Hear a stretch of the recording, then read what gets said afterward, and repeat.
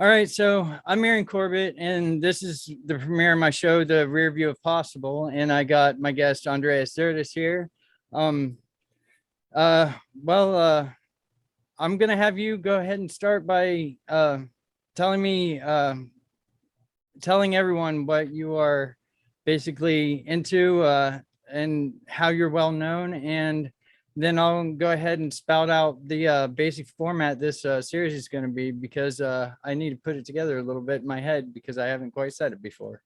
Word. I know what that's like. I'm pretty plastic on that level. So I'm Andreas Xirtus. I have YouTube's Xirtus channel. You can go to andreas.me or xirtus.com. You got the words on the screen there to look for.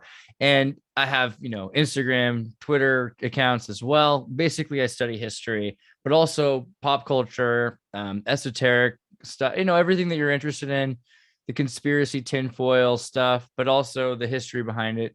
I like to think of just one tier more sincere or maybe slightly more accurate than the next guy on YouTube, whoever that is. That's my goal.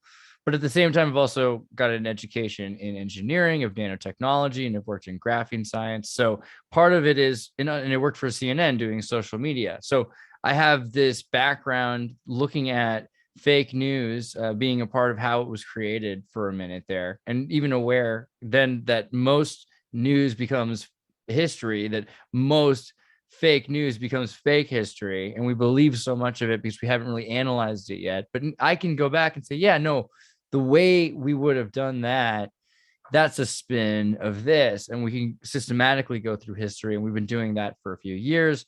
You might have heard of Tartaria by now, the Star Forts, this idea that there's a lost civilization. And it's not just this Graham Hancock thing that's super old, it's rather recent. In fact, it opens up the door to so many other things that we've learned about chronology, about lies in the calendar, even beyond lies in history, lies about history itself for one reason or another, to justify taking over a place by saying some place was older than another place, or that they had an older right to it because of this piece of paper that they put some coffee stains on and made it look old, Turkish coffee.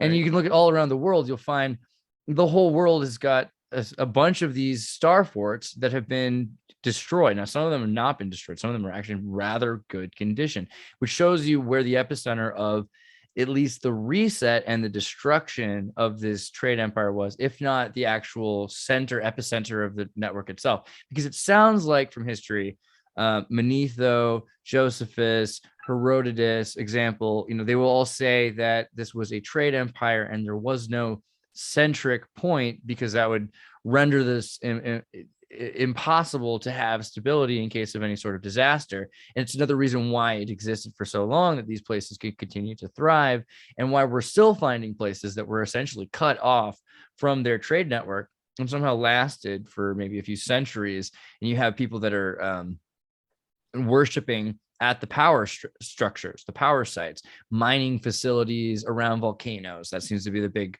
emphasis. And the connection there to Tartaria is all these stories of volcanoes. In fact, most of the religions talk about volcanoes and blasts and explosions. Some people connect them with meteorites, but you have to understand also some things that come as what comes up must come down. So not always, but at least with volcanoes, that tends to be the case Yeah. at one Sure. point or another. And so there's a number of these circumstances that we think of as meteorites that may actually have been from volcanic blasts. How many? Well, we have a lot more activity of volcanic blasts than we have of meteorite impact. I mean, we definitely have stories that we would say about this or that with the dinosaurs. We see every day volcanoes going off. I mean, we just had this huge eruption in I want to remember if it was Samoa or the most recent one in Indonesia. There's just been so many like horrible explosions in the last few years. And there's been islands that are starting to extend. Sao Jorge is having 56 earthquakes around the same time, which show that there is about 10 miles, I think, below it, which is the level, right, the caldera, where the earth opens up, because we have a tunnel under the Mariana Trench, another tunnel in the Voronezh tunnel in Russia, that show that this is the deepest you can go.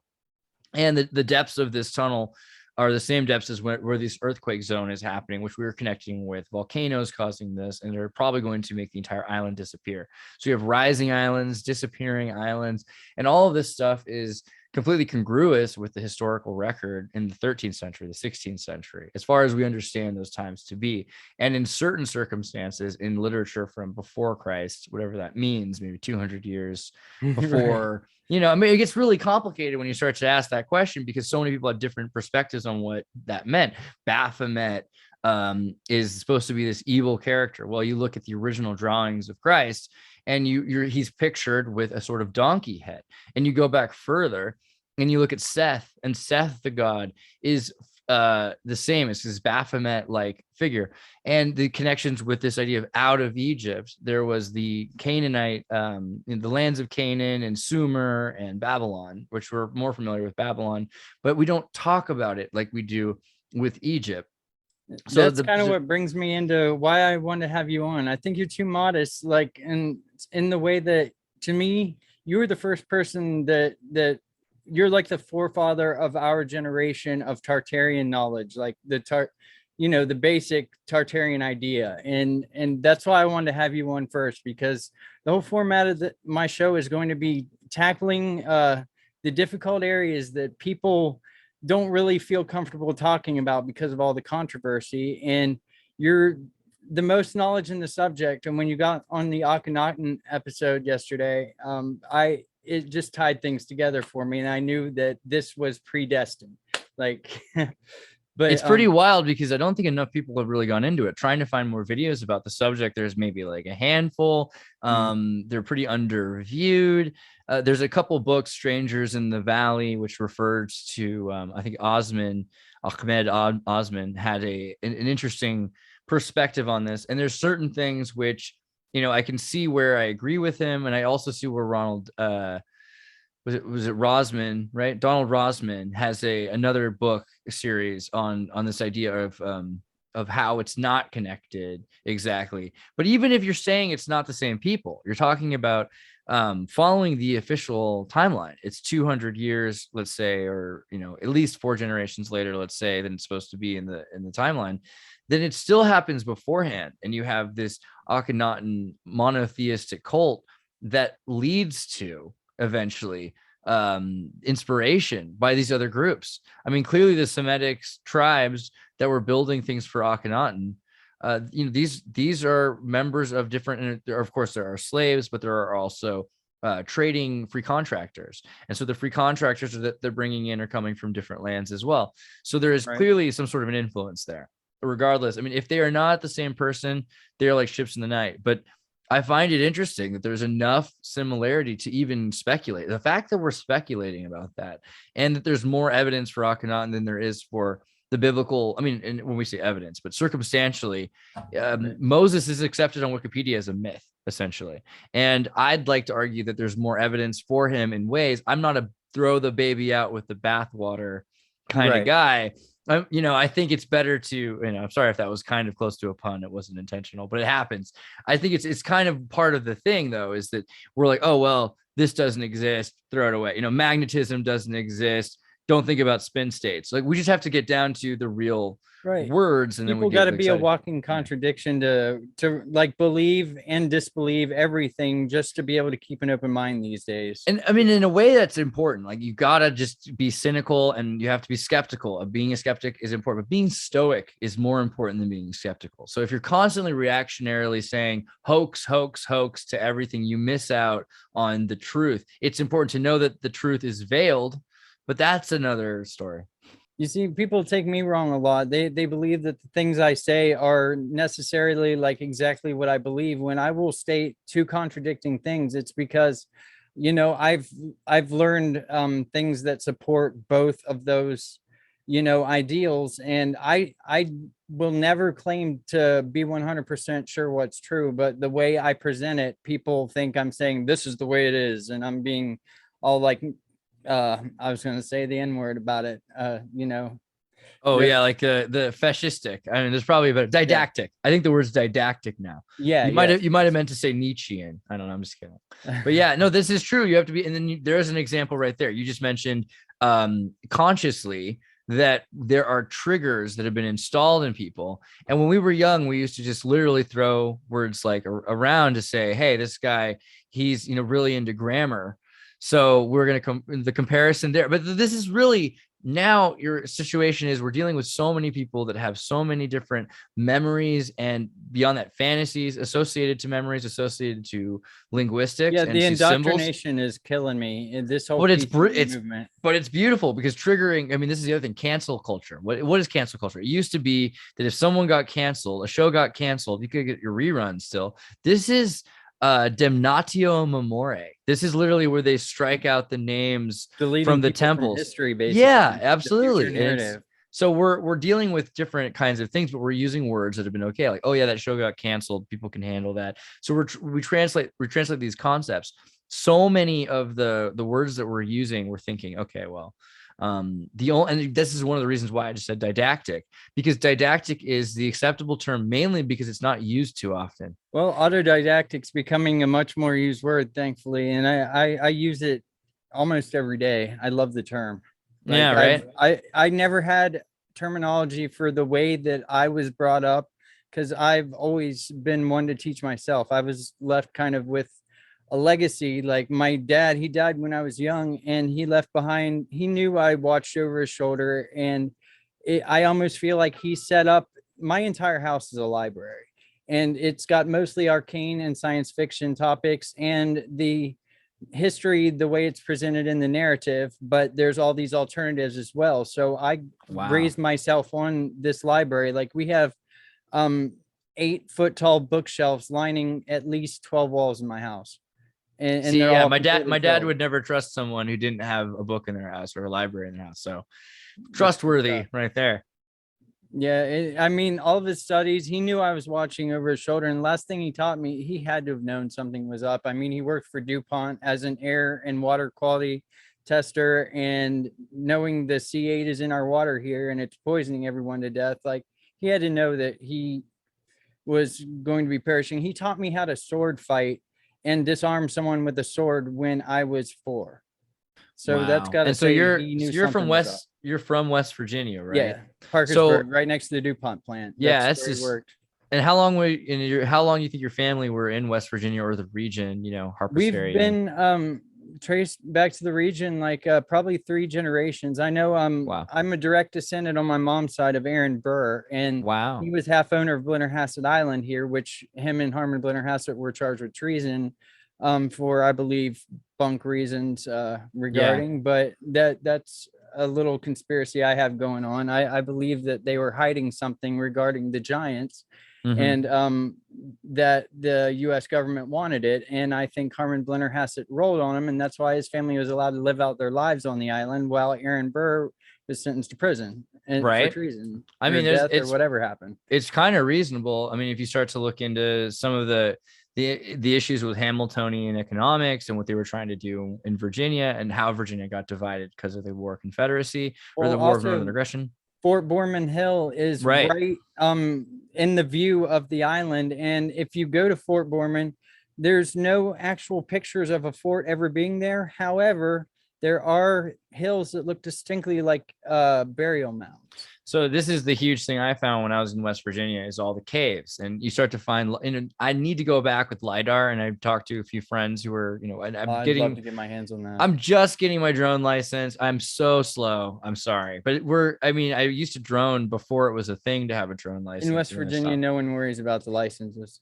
That's pretty sweet. Well, so the thing is, though, in some of these places in West Virginia, there's a lot of gold, and the idea of the gold being from the Confederacy, well, that's just because the Confederates were the ones who'd lived there long enough to know about the Giants. There's a lot of tall Confederates as well.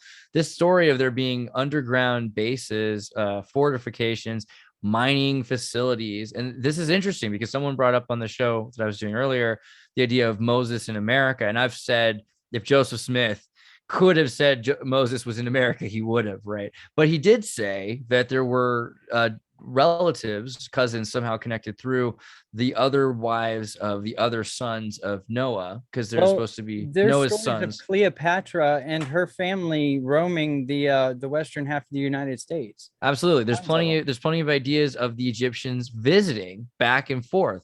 So I don't think that that's too unlikely. And if this is, I mean, granted, Cleopatra is supposed to be after Moses by a significant amount of time, we don't know how many generations there really are in between things. It's really convenient that there's 10 generations between everybody. Not all of them have the exact same birthdays, though. So I can't use that on every single circumstance. And I do believe there were generations between people. So, I mean, of course, there could be there could be 200 years or something significant.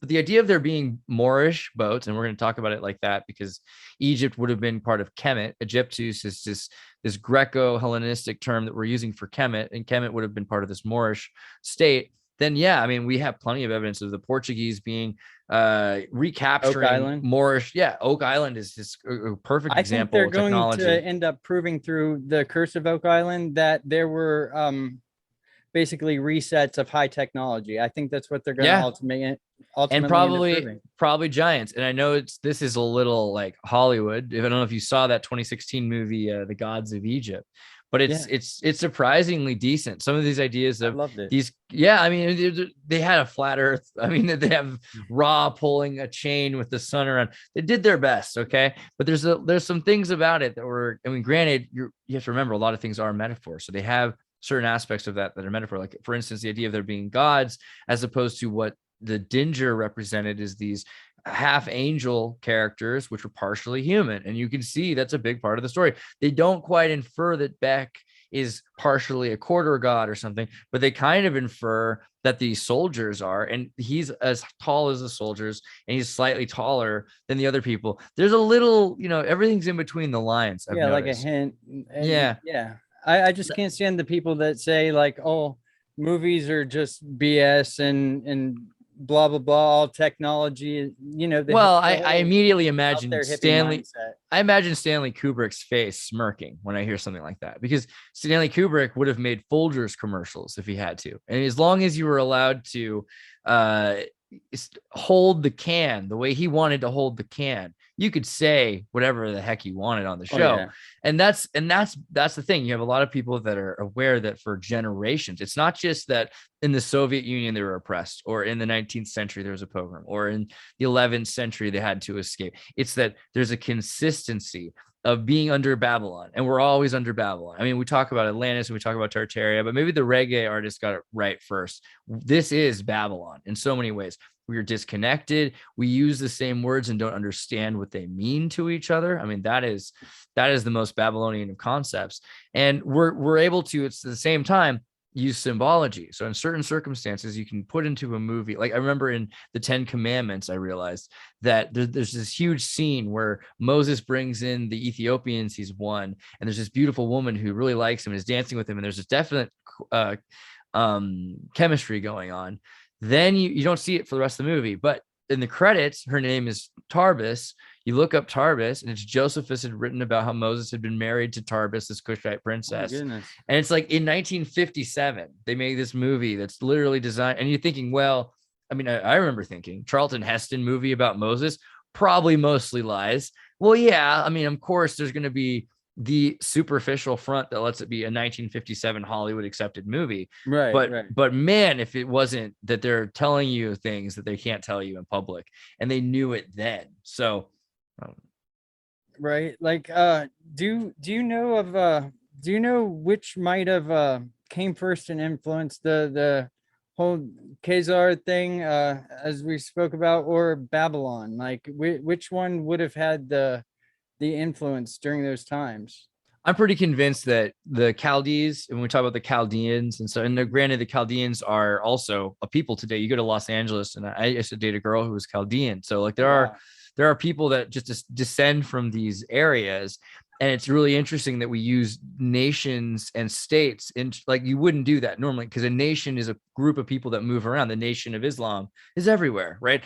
But to say that the state of Israel is a nation or something, that is an interesting concept. We didn't used to do it that way. You could have a nation in many states. I consider the Israelites the kings without a country. Like I don't know. I feel like the movement, the higher ups that seem to be all Zionist and whatnot. That was definitely the Zionist agenda. The movement originally was to have a country, the Havara Agreement. And if you go back even further throughout history, they're talking about this story. And the Moses story is very important to that idea that you have a group that came from Canaan, but then they had to leave. Abraham leaves because the Canaanites don't like that he's making idols for them. And his father's, what Abraham's father's name is? Tara, right? So you got a Tar background again. So he's an idol maker, and his son has to escape. Abraham has to escape. So when he leaves, lo and behold, a generation later, Sodom and Gomorrah explodes, right? And this is this nuclear volcanic thing where people are literally, anyone who's nearby enough to even see it is turned to a salt pillar or something, which is. See, I'm thinking that's one of the products of the possible solar cycles, the solar flash. I'm thinking that all that happened roughly the same time, just not all at once.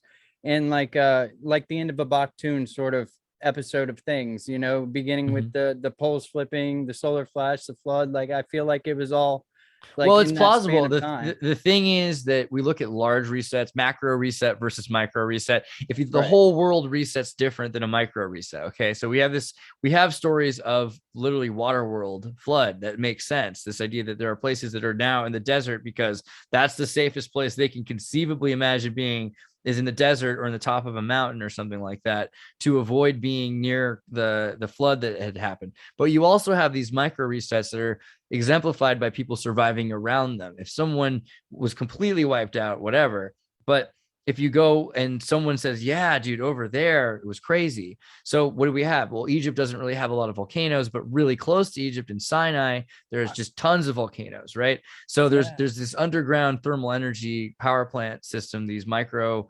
emerald mines and copper mines, which are these, under the pyramids of these huge systems that are essentially these geothermal energy plants. They're relaying energy from volcanoes. And then you have places in Mount Sinai where literally the volcanoes are worshipped as demons, like Jav, which is kind of Yav, it sounds like Yahweh in a sense. And it's this demon that would destroy things. And this is the other connection, is that people would say that the son was born from the mother. So if the mother is the feminine, a lot of times volcanoes were the feminine. They were imagining that these meteors were being ejected, that the sun was being ejected from the earth, and that they were being caught in the sky. And Anuit was catching in the sky each cycle, which was the sun. Well, like, I think people, especially with the whole flat earth movement going around, have been discounting way too much the giant city-sized plasma strikes. That, like, obviously the solar flash and all the plasma stuff is what hit like Egypt, all the things that are burnt and stuff around Saqqara and places like that. And what's another example? Well, I believe there was a city in the Grand Canyon. It's obvious that it was hit at some point by massive plasma strikes. And that also explains the whole mud flood thing, because plasma, there's all sorts of experiments on YouTube showing plasma makes water defy gravity. So it would, if there's more water under the surface of the planet, it would come right up through the ground, just like described during the biblical great flood, how water was coming from everywhere, including up from the ground. So it had to have been the end of the last Baktoon, whatever, in my opinion anyway. And that's when the majority of the stuff flips. But I mean, I feel like that explains the last worldwide problem. And they say this last solar flash hit the Indochina area, which would explain the migration west of the Aryan race, and from that way, everywhere else, like to the Americas and all that stuff. Well, I feel like it supports it anyway. And your volume's out. Oh yeah. Can you hear me now? You're back. Great. If you've seen some of the volcanoes that have erupted in certain places like Krakatoa and these areas, there's a lot of these stories about light shining down into the volcano. There's myths, Polynesian myths about this dew kind of thing, Ferrarian dew, we'll call it. But there are a number of examples where today we'll take a video of a volcano and lightning will strike it, or we'll see a dew into a volcano, these crazy plasmic green lights and things. There's a number of ways we can explain that. Both, well, you got to remember the Earth is a giant battery and a capacitor as well, and people use mountains. That it could be part of how the whole free electricity thing was. Mountains, just like giant towers, could have been for getting hit by lightning to provide that extra bit of power, and the buildings or mountains themselves could have been like capacitors or just Right. antennas for channeling that energy into the planet. Right. I mean, we think about the rainforest as being kind of this thing that catches lightning and it can be dissipated and ground into a number of trees. But seriously, in the middle of a giant plain, if there's not a lot going on but water, and you just have a giant mountain there, that mountain will act as your Tesla rod. So the ability to ground electricity is really important there. But I forget, you said something about volcanoes and the dew thing. So many of these stories are about, titans or directed energy that could be mechanized or instrumentally used. It does seem like we're dealing with people that are more advanced than us. I mean, so much of it's convenient when we say, oh, maybe they were just not quite as advanced as us, or they were advanced in a different way. But when we start to really think about it, all these stories, they exhibit people that live a lot longer than us. And the Bible even talks about in the middle there between being angels and human, that there's so many people living to 700 years old or whatever. So we're talking on every level. These people say that our lives got shorter, significantly shorter. They're half what they were supposed to be in the Bible. A lot of people dying. I've seen an explanation for that, actually. There were like comets that come too close by, or like any kind of planetary body that gets too close. I mean, it's going to cause those giant bolts of plasma hitting the ground and everything like that. But also, every time they pass by, supposedly they take a bit of atmosphere with them. And if you raise the content of oxygen in atmosphere, yeah, I'll take care of that in a second. We'll just restart with the second half whenever that runs out. Cool. Oh, it's interesting. Yeah, it popped up and said there's 10 minutes. But anyway, where was I? Oh yeah. If you add more oxygen content into the air, we can run for 20 miles without hitting that brick wall that humans do. And supposedly we can live longer, heal almost instantly. And it also makes giants that are 40 meters tall feasible again, and the whole dinosaur thing,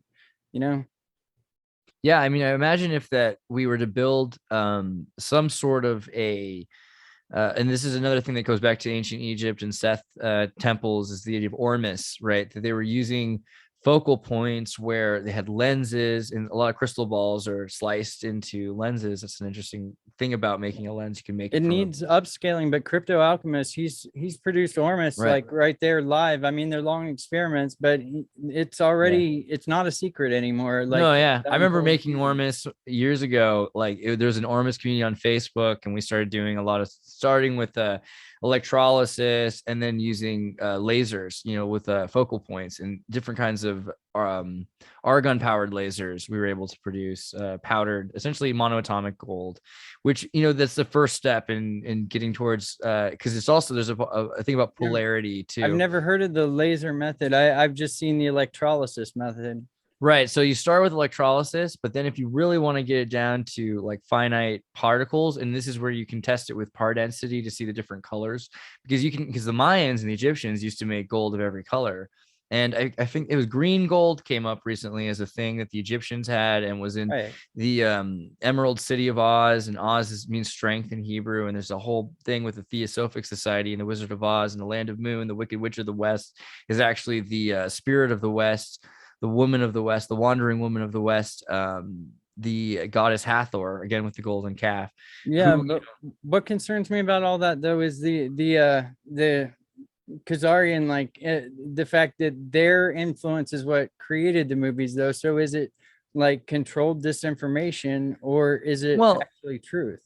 Well, I mean, the movie, but the Baum himself was a writer who wasn't. I didn't know much about him. Yeah, Baum was a writer in like the 1890s, the early 20th century, and his wife was a famous, wealthy Scotch suffragette, essentially. And so his connections to her, because his mother-in-law was the famous suffragette trying to fight for women's rights. Okay. And he was into literature, and he ended up becoming pretty famous. He's slightly different than Theodore Geisel, right? Dr. Seuss. Dr. Seuss has a much more intimate association with everything you're saying. Green Eggs and Ham is clearly I'm kosher, surprised, right? because like like the Green Eggs and Ham is the devil is with you and saying, what will it take for you to stop being kosher? Well, What you will it see, take? Will you do it? Will you sell your soul to be in I with a never thought fox? about it like that. Yeah. So much Because of Dr. I've Seuss. always been like just Seuss it. Those who matter don't mind, and those who mind don't matter. Right. So, Well, you know Dr. that. Seuss also did the Tower of Babel out of turtles, right? Turtles all the way down. So, I mean, but Dr. Seuss was very clearly, influential and aware of the iconography. He made some pretty interesting movies like Mr. T, 5,000 Fingers of Dr. T is like an incredible dream sequence. And it's very, I want to say Freudian, but I also was not Jungian. aware. I haven't seen anything about that. Yeah, his 50s movies are not Dr. Seuss, and they look Dr. Seuss, but I, and he also has several pen names, and that's, I mean, so there's examples of your point. But I was going to say with Baum was a theosophic. He was trying to study this idea, and at the time, there's all these people that were saying, "Hey, it's cool to what you want. You go to Egypt if you want. It's $200 to fly, and $200 at that time to certain people was a capable thing when he married into the right family. I think he went from Minnesota also. So he had money from a certain group from his wealthy wife's family. And, he studied under Blavatsky. And so the Wizard of Oz is really kind of his idea of what if Madame Blavatsky was a little girl in Egypt, and Egypt being Kansas, and it's flipped over. But there's also Oz is more than that, because he's going through the meta of strength and illusion, and the hero of the story. I mean, really, the protagonist or the main character of the series is Toto. Toto means the monolith, means the black oh, cube, and I'm there's also very the primal into that beast, stuff. right? So there's a lot of stuff there that like had to do more with the esoteric studies of Gnosticism, and there was a lot of people that weren't part of the Khazars, right? Because the Khazars took over Spain in the Cordoba Caliphate, but only for a short period of time. And then simultaneously, like you look at 1493, the Songhai Empire in Africa still has Timbuktu. And so most of the Emerald Tablet information that actually does come from Timbuktu. It doesn't really come from the northern regions. What is interesting is there's been a big contention against this idea of the Ashkenazi or whatever. They have plenty of explanations about Georgia and Ukraine. But what is fascinating is when we start to look They at were this all idea of, Scythians, right? well, so the idea of they were all is complicated, because Well, yeah, as a trade empire with a trade spot, there were Scythians that were there, but the Scythians were also dealing with the Semites, and the Semitic tribes in Canaan were wanderers, and they had to bring their sheep places. And what's fascinating is the Black Sea. All of a sudden, you have were they on boats? Well, we have all these stories that going from Istanbul to Odessa, they were on these boats, and going from Greece to Istanbul, and going from Israel or from the coast of Palestine to Greece. And so very quickly, what was 40 years to get to Israel and take it over it becomes weeks that they start getting to other places, weeks, because they have boats and they're getting to places like Odessa, and they've already taken over Jericho. And we look at Jericho and we see it was a wall that they took over from a star fort. Sound familiar? So many of these examples of star forts that were just conquered along the way to Kiev. And again, when we say this, we have to remember that Moses is bringing 50,000, 800,000 maybe people, maybe 2 million, because they had wives, children, and slaves of their own. Because Josephus, Manetho, we're all talking about the Hyksos, this idea that there is an entire migration of multiple families with multiple tribes. The Levite tribe is only one of the tribes. Several other of the tribes have already left and are in America, according to the Mormon stories of Joseph Smith. And you have the idea of the Ethiopian Beta Israelites, which genetically, linguistically, and culturally have been proven to be very Jewish, Orthodox Jewish, more likely Jewish than some people have ever suspected. They thought maybe they were converted later. They might have actually been an earlier. I just wonder how it all worked out, because the founding fathers, they themselves said that at least 3 of them said they left Europe because of the Khazarian influence there, and then they were pretty much banned from the 13 colonies until basically Washington ran out of money during the Revolutionary War and got a loan from his friends of that influence in Europe. And that's when they started bringing slavery in through New Amsterdam, like by means of the Irish and all that stuff. And that's supposedly when the Republic ended.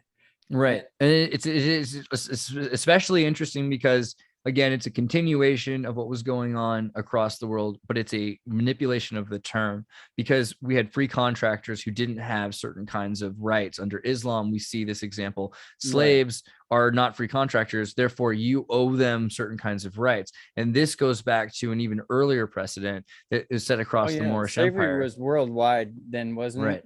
But the influence and the infrastructure was different because we don't think of it as human trafficking, because you could sign up to become a slave. You couldn't really own someone's kid, but you had to raise their kid until they were 25 or something to that effect. You had to keep taking care of them until they were, they found themselves a new master a lot of the time, because they, often couldn't facilitate themselves, and to wander around and be free without land in the world was difficult for certain circumstances. And some people signed up to be slaves, like John Guy and Sir Francis Drake were likely, I think John Guy was definitely so it's kind of like voluntary servitude versus like forced slavery, right? This became something that there were captives. Mostly captives were made involuntarily into servants, right? If you're a captive, your army's taken, what are you gonna do with them? Kill them or use them? Exactly. And they didn't all, and this is what the Khazarians did to the system. Like, well, we're going to take over everything. And not just that. Imagine the Khazarians took over part of the Cordoba Caliphate. They get to Cordoba, they're in Spain, and you've got this Greek or Irish or whatever guy, and they've gone all the way to Cordoba just to be slaves on purpose, because this is the best place to be, and they're gonna have electricity in their house.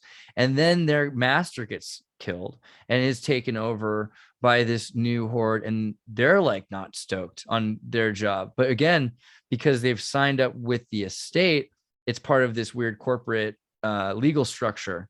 And that very quickly, less than a minute. You want to take 5 and then we start with part 2? Yeah. No.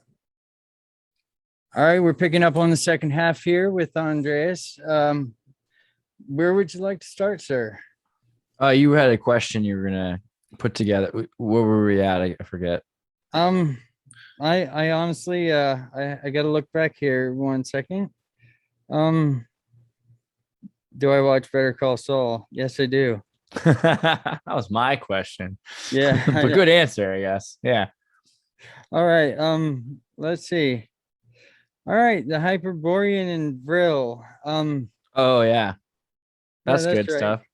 Okay, so wait. So basically Thule Society stuff, which is interesting because we talk about Thoth, and Thule is to Huli, and there's a lot of connections there with this idea of like the Northlands and everything, that's the Nordic areas. But really what's interesting about those areas is they have Viking boats that came from Eritrea and Ethiopia. So not even from Egypt, but like further south from Africa. We see examples of that from the evidence of El Farishi in the Timbuktu Chronicles from 1493 until like 1580. So there's all these examples of African symbolism up in the Scandinavian areas. It's funny. I wish Netflix did something about that. Like they have so many things they could draw upon, and they just disregard all of the real stuff to make up stuff that's kind of lame. Netflix does in the Mike Myers series. Is that what you're talking about? Well, that was cool. No, I liked the Mike Myers series, to be honest, because I feel like that was the best you could do with what you got. He basically made fun of their whole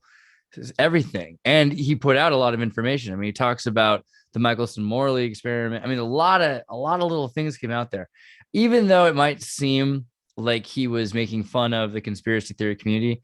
That was the point. He had to make how you get it out like there. That. Yeah, it's the Kubrick kind of thing. Like read between the lines for what that's really about, and you'll see what he's really interested in. Yeah. That's based on that style, his comedic style. You got a nice feel to the Wayne's World kickback, like comedy sort of style. It's a riff on his original So I Married an Axe Murderer movie, because his dad in that movie is like, everybody knows the world's run by the Pentaveret, and that's like the whole. Yeah. So it's pretty good. I like that movie. But okay, the Thule Society is not what everyone thinks it is. The Germans were associated with a lot of different kinds of people. A Croatian woman named Maria Orsic, who was involved with medium work, was working on Hyperborean channeling, and she was saying, oh man, the Vril, here's my book on how to contact and what I got out of contacting these Hyperboreans. And the people that were most interested in this turned out to be often from all over Europe, but were in Austria, in Vienna, because Wien is where the capital city was. And if you look at 1917, it was just really roaring in Wien. You had everybody living there. I mean, anybody who's ever been a dictator, like, Adolf and Stalin, like all of them were there. And there was a lot of other people like Chekhov and musical geniuses that had floated through. Lenin was there for a time before he was in Paris. I think 1917 they were even at the same time. So 1917 was the year you wanted to be in Wien. You could have gone to a party and there would have been people throwing beer at each other, and you could imagine people outside that were, I mean, it's just like basically all of culture was culminating. And at that moment there, it was in New York. It was a powerful, interesting place. It was cheap to live, and so a lot of people had gone there so that they could be there. So there's a reason why it took place there, but it was also, they were talking about things happening all sorts of other places. They were really interested in Antarctica, for instance, and they were interested in Tibet. And the German government latched onto this because of like narcissistic reasons. They really wanted to say we were interested, they were the nationalists about it. But there were some really interesting mystics in the 1890s, right, that were making books that had been picked up in Europe. And so they latched onto some stuff. Some of those people, like Victor Schauberger, who did water circulation and all these great things. Didn't he try to basically take machines and add like animal aspects of how animals work and integrate them into machines to basically try and make them more efficient and stuff like that? So a number of scientists, what Victor Schauberger is especially known for is just learning how water cycled and building the flume chute. So if you look at all these log chutes that were used, like the log ride in California, they're designed by Schauberger a lot of the time. He helped logs float down these and built these aqueduct systems. And so clearly he had studied ancient aqueducts, knew about Tartaria, had talked about the ancient order of things, how things had been in Bohemia and Tartary. Excuse me. So I propose to you, what if the Thule Society had helped we'll say the I have no other better way to put it than the nationalists, because I mean with the Hanabutu and stuff like that, with the UFOs, what if they were successful and went and built a base in Antarctica, like most people, theorize. Well, there's actually evidence that the Germans did have, and I think that we still have, supposedly it's claimed on Russian territory. But there totally are films of the Germans in Antarctica. But wait, what if the powers that be at the time, I can't think of what they're called. Like the United Nations. United Nations, yes. Yeah.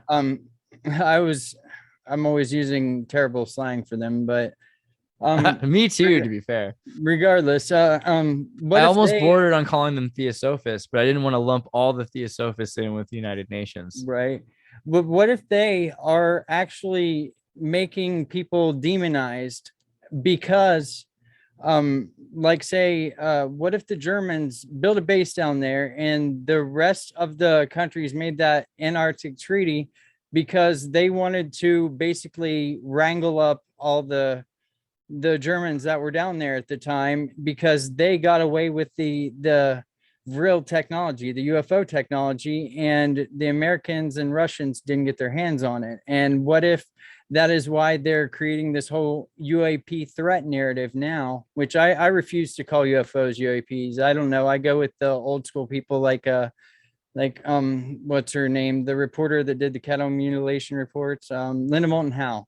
Like, she refuses to call it UAP. She says it's just, government disinformation tactics to get us to, go along with the current narrative about them being a threat. But regardless, like I feel like the current establishment is afraid that they didn't win World War II, and that the Germans are still down there, and that they're utilizing this lost land. If you're a realmist, like utilizing, like they laid claim supposedly to the lands that were not covered in ice, according to a lot of the stories and stuff. And I believe that we just kind of wanted to keep an eye on them down there, and that's why they were excluded from that Antarctic Treaty, because they already had a full base of operations down there, and maybe still do to this day. And hunting Hitler tracked Hitler down to South America.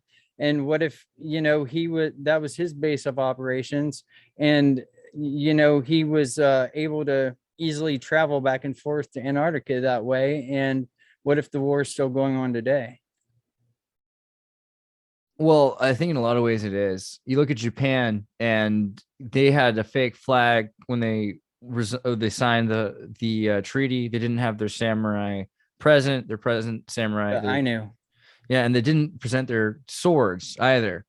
So, this is an interesting thing with the indigenous samurai, the Ainu, that are connected to this island community from the land and sea powers across the world. There's this idea, of course, of trade networks requiring the Scythians and the noblemen to interact with the merchant class, and the merchant class would also be associated with the sea maritimers. And so the maritime law we've heard so much about is associated with this idea that the world has been essentially conquered by the maritime power mercantile class.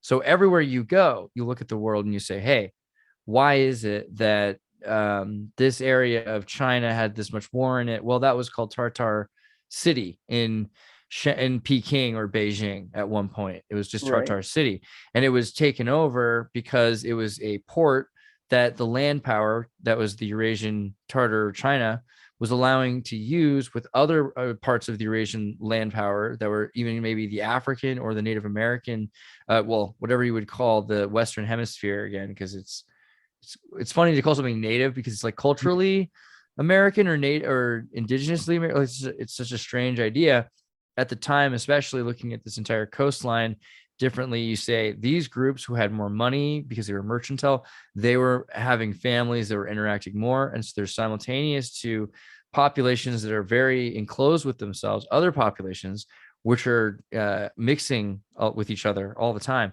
And then there, of course, are these specific royal families that we keep hearing about in biblical myth, Egyptian myth, Babylonian myth, or even just recent history. And you look at the royal family today, all the way back to the royal families emulating their elite before them. And there's this idea of ancestry that is used in order to keep wealth and property inside of certain families. And that's used in Egypt, and that's been used in England. And so we see that example play out, that all of a sudden there's also groups that have completely avoided interaction with each other. But then you go down to Antarctica, and that's kind of the place where you can kind of play out like who gets it, right? Who gets it when it starts to melt? And you see that the chunks that used to belong to Germany were all given to Argentina. And so you can see a lot with that. I mean, obviously. Exactly. Yeah. So it's not exactly like it disappeared, but the group who were involved weren't so German after all. It wasn't so important to them at the end of the day. So it becomes an interesting thing that this is a bigger ideology than people realized.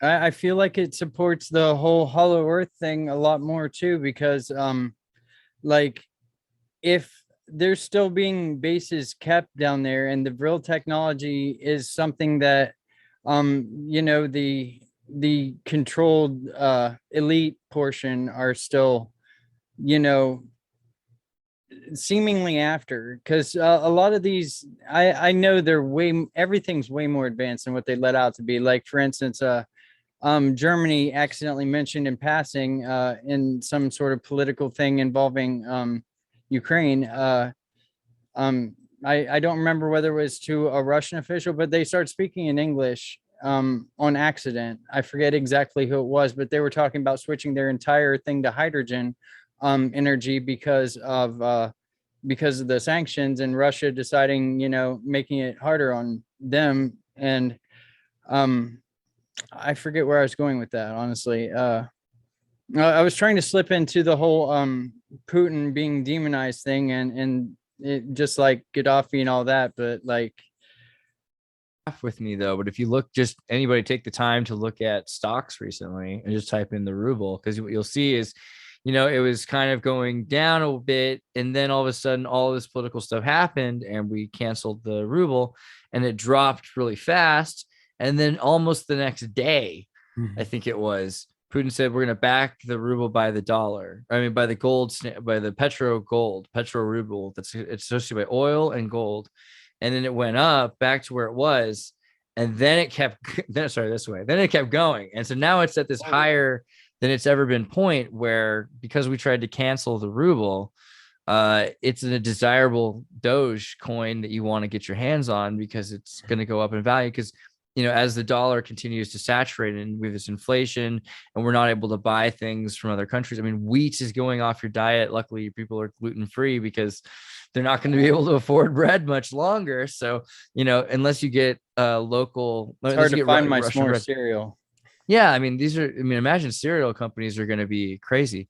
But what's funny also is the cereal companies were important originally because of nitroglycerin and war production. So I imagine cereal will continue to happen because gluten inside of the flour in the flour mills can make major explosions, right? If you use the gluten. So flour bombs are, very important in the Civil War. They were very important even before that in the 1600s. I wasn't aware. Yeah. You should look into the Great Flour Explosion of 1880, whatever. And there's in Minnesota. Check it out. Yeah, like I did notice that Putin announces like his country's adoption sort of cryptocurrency, and then the very next day, basically the UN declares, well, the United States declares them an enemy, and that was about the time like I had live streamed what you put up of Putin's speech a little ways back whenever I was trying to convince everyone that Ukraine was behind the entire trucker strike. I think that, and it turned out I was right about that. And I mean, I was right about everything, and I only half-ass followed the money at the time. So yeah, I mean, I think at the end of the day, it's important not to like a nationalist too hard, and mainly not to like a narcissist too hard. And the reasons being that it's an exclusivist cause that you have to conform to. And maybe I'm being a hippie here, but you shouldn't want to conform too hard. And Pussy Riot was an all right band. And I don't think they needed to be destroyed that hard. So that's kind of a hard thing. A lot of my friends are programmers. It's a lot more fun to work in the Ukraine than it is for the state. In any state, trust me, I don't think you really want that energy to just completely incinerate the Westernism to the degree that some people do. A lot of people I know, and I remember being young and like so many people were like goth and just being like, oh, the West is bad. But it really is kind of like what Ryan Long says, that the West are like spoiled kids with rich parents.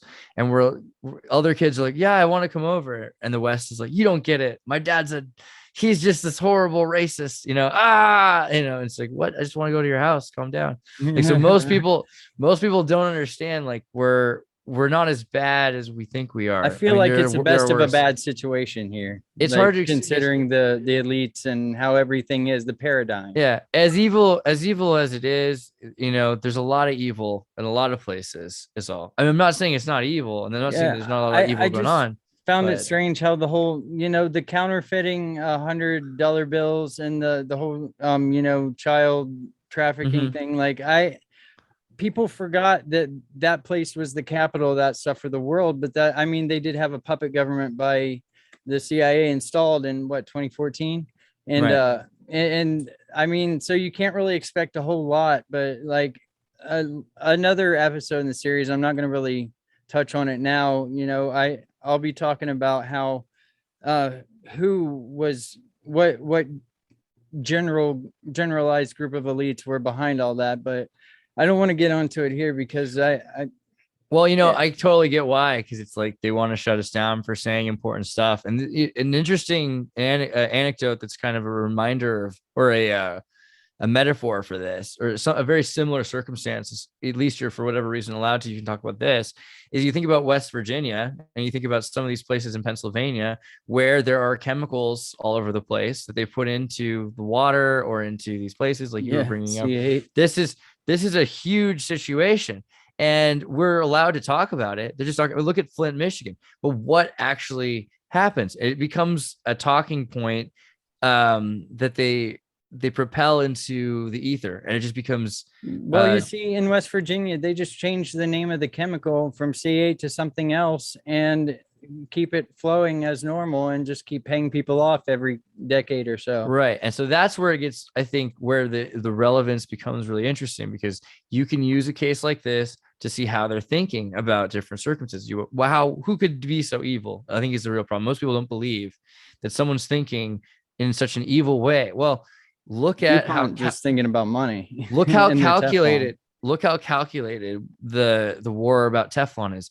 I think you saw with Johnson and Johnson creating a shell company so they could Texas two-step their money, because they literally, that's what it's called. I didn't come up with Texas two-step. That's a legal term because it's been done that way for so long. That's crazy. Crazy tort. Yeah. Yeah. And so, who's the victim? All these mothers who lost their kids, or something horrible happened to their kids in one way or another, mutations or teratogens. So these things happening right now, we can say, hey, they're calculating what's the cost assessment risk. And the risk is, that we might have to pay a few $1 million. But the reward is we can make so many $1 trillion. I mean, apparently that's a real thing. People have to understand, as much as there are occult and esoteric, exciting things that are involved with the world, some things are driven by the magic craft of math formula. And that is part of the deal. They're like, this is the bottom line. We can make this much money or whatever. But yeah, so people's lives become part of the equation. They stop caring about them. Just don't understand how people aren't more aware that literally 83% of the world has C8 poisoning from Teflon byproduct. Oh man, I mean, realistically, anyone who's ever been a cashier and handling receipt paper have it. If the story I heard from a guy, I think it was like 1998 that I heard about it. There's this guy who quit his job and he was freaking out. And he's like in his 30s, he's like 38 at the time. And I was like a teenager. Not even, I must have been like 10.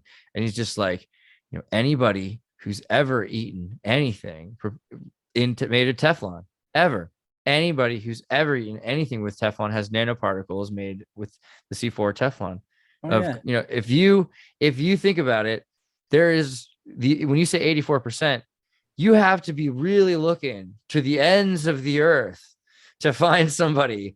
Like even in Peru, in the rainforest, even in Africa, if you've ever handled receipt thermal paper for a long period of time, you have C8 poisoning. There are a lot more people with that than 84%. It's probably more like almost, well, you got to remember all the people in third world countries that probably aren't ever going to touch thermal. No, that's the thing. They're getting it in these products, third and fourth world products that are being shipped. Yeah, you get Teflon pans all the time. In the Amazon, they're using cell phones. They're riding around on scooters. There's like Suzuki's that are all chopped up like that. Yeah, the fourth world has stuff directly from China made today. Right. So they have just skipped everything and they're going right to now. And the stuff that they've got all kinds of crazy chemicals. Dude, in South America, a lot of the food literally has chemicals that are just numbers in the ingredients. And you're looking at the ingredients, you're like, the heck is C1845? Okay. Energy drink. So yeah, don't drink that stuff anywhere. Oh, by the way, before we get any further, did you want to plug your site and places like that?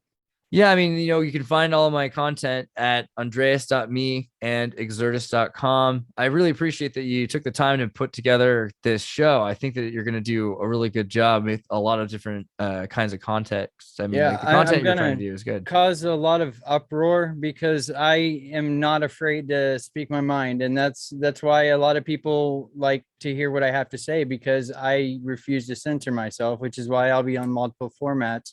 I haven't uploaded anything yet to like Odyssey, but I'll be on there. I'm on Rumble. I'm on, BitChute. And of course I have aaroncorbitt.com and, my content will probably be on my YouTube as well. Just edited, of course. Yeah, you can totally synchronize your channel to BitChute that's what I have going on. If you synchronize Odyssey, then you see, it won't let me. I don't know why. I'll have to figure that out. Maybe it's because I don't have enough viewers or whatever, I'm sure your channel will start growing pretty fast. You got the content people are interested in. You're well versed in a lot of this stuff, which is good. Well, like you see, I noticed you're someone who had you on the other night, they were looking at a computer the entire time and reading off of it, and that really upset me because it's like I thought this guy was supposed to know his stuff. He's you and I, we just sit here and speak straight off the cuff, and I haven't had to look up one thing. Right. That's awesome. And I mean, this is stuff I rant about to everyone on a daily basis, and my ranting never stops. Well, legit. Thanks for having me. I'm glad that you set up the show, and I wish you well with every episode to come, man. Hey, I'd like to have you on in like maybe a week or two. Hell, we can do a bi-monthly thing if you want. I'll be on your show. It doesn't matter. Yeah, I could try, but it's going to be a while because now I'm going to be doing, just found out, every Monday, Adam Krigler after my daily show. So I'm going to start filling. So we'll see as time goes on, but we'll do something coming up pretty soon. I'm sure we'll make it happen. Yeah, that sounds great. And I still want to do some West Virginia travels, like you mentioned before. Like, there's way more secrets here than most people realize, and I'm glad you appreciate that fact. Definitely. Next time we get together to do the show, we'll have to cover all of the caves. I wanted to go over some of these West Virginia caves that have been found. There was one where the Yankees were camped on top of a bat cave that was being used to hold all sorts of explosive devices, and they had a Confederate camp underneath the cave hiding. And they literally were walking over it back and forth trying to find it. And they just stayed, and they literally made their own camp there for like a week or something, and finally rode off. And theoretically, they thought they never found the cave. But now there's thoughts that was all part of like some sort of a mission to get gold, So there's some interesting stories about the West Virginia caves. Yeah. For sure. In like my town alone, Parkersburg, it was a hospital that was protected by both sides, Union and Confederate soldiers. They were just protecting the wounded and dying, and they were trained by the Native Americans, and they were called the Moccasin Warriors. And they were doing like guerrilla style tactics, jumping out of trees and just annihilating anyone that threatened the wounded and dying on the hill. There's a great story behind that, which is only like 200 feet away from Blennerhassett Island, which is, that's a story I'd like to. I got to get deep into the Native American medicine. That's a huge thing. There's a lot of that comes up a lot, being saved by Native Americans. It's like always counterintuitive to the stories we're told about them just living on, in a teepee or something. It's like that never lines up with all these experiences. People portray the Five Nations as the great nobles out there in the West, but the Five Nations are actually, from what I've been studying lately, a lot of the bad people. Like originally they were the ones that betrayed the giants, the Susquehannocks and stuff. And they hated them because they were undefeated, and they made an example out of people that tried to attack them by eating their hearts, and that's how they got the cannibal. There are stories moniker. Like the Cherokee had stories about defeating the pale giants, and there are a lot of stories about that idea, whether they were talking about Scandinavians or actual giants like the Smithsonian had been trying to hide, which makes the most sense. About that, the Smithsonian, actually, they don't have the skeletons anymore, and they're not lying about it because they made a deal with the Five Nations to send all the bones back to them for proper interment. Oh, interesting. That's I just recently found out about that. I'll have to find my source for you. That sounds really good. One of the things that actually makes that's pretty awesome sense there. I like it. Some of the things though about the giants is they were probably really dangerous to a lot of people. I mean, clearly the Egyptians were afraid of giants. Some of them were run by giants. The tribe of Israel were afraid of giants before they got to land of Og, and when they were looking over the land of Jordan, they saw giants and they were afraid of them. So they had to wait a generation and come back. So there are a lot of. I think it's just because they couldn't be defeated. I mean, the Europeans successfully, or they were on the side building out the infrastructure here, and then in exchange for being defended by the Europeans, they would build out the infrastructure, but at the same time, the Europeans were selling the Five Nations guns to destroy them. So, and then in the end, it just turns out in Philadelphia, their capital, which they were generically all called the Iroquois then because of the language which was only one of the languages the Susquehannock spoke. But Philadelphia was their capital, and it turned out with just a few hundred of them in one building, and some unnamed gang in the middle of the night just torched the building and killed the last of them that were gathered together in a group. And I find that pretty sad. Wow. I really do. Yeah, I mean, definitely we have to do a deep dive into like the natives because Oh, like that's a thing too. definitely. The I'll get Iroquois this tribe. StreamYard thing fixed. So next time we can do something that's not limited by 2 like half-hour stints. Yeah. But we can cut that together. It reminds me of the VHS cassette tapes. When I was a kid, you have the second part. I wonder where the second part's gonna be. Or the 2 CD VCD sort of Oh thing. yeah, dude, totally. Remember that? Yeah, with like I think Sega CD you could watch VCD on. World was different. Yeah, the Dreamcast. I think the Sega CD you could watch a video on if I you wasn't aware, but that's awesome. All I'll right, look man. Like, I don't know how much time it's got us left on here. It doesn't tell me the countdown this time, I don't believe. So we'll just kill it here, man. cool, dude. It was All right. awesome. We'll talk Awesome, soon. definitely. Thanks a lot. Thank you.